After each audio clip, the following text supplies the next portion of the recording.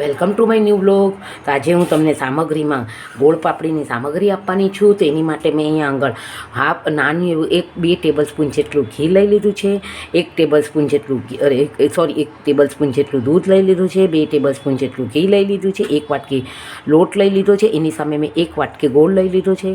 હવે મેં આને પણ ઘીથી ગ્રીસ કરી લઈશ અને હવે હું એને લોટને શેકી. તો હું આમાં સૌ પ્રથમ આ ઘી મૂકી દઈશ.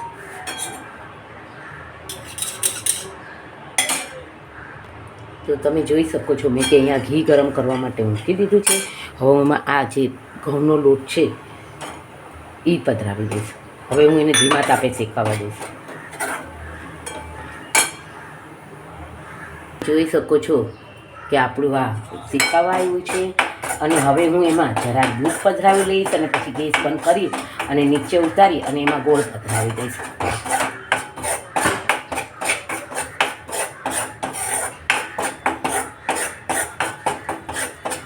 આમાં મેં 5 ટેબલ સ્પૂન જેટલું ઘી પધરાવ્યું છે, 1.5 વાટકો લોટ પધરાવ્યો છે અને 1 વાટકો એની સામે મેં ગોળ પધરાવ્યું છે. હવે હું આમાં આ દૂધ પધરાવી દઈશ અને મેં ગેસને બંધ કરી દીધો છે. હવે હું નીચે ઉતારીને આમાં ગોળ પર તમે જોઈ શકો છો કે મેં આને ઘીથી ગ્રીસ કરી લીધું છે ને હવે મેં આમાં પધરાવી દીધું છે.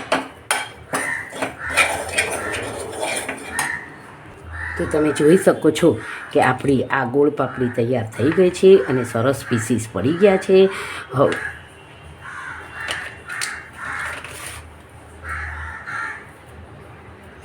અને દૂધ પધરાવાથી આપણી ગોળ પાપડી સોફ્ટ બને છે અને આપણે હવે ઠરવા દઈશું.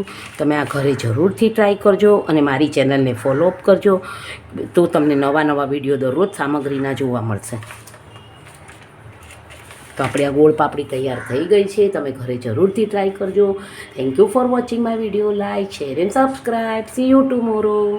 તમે જોઈ શકો છો કે મેં એના પીસીસ પણ પાડી લીધા છે પરંતુ હજી ગરમ છે. હું એને ઠરવા દઈશ.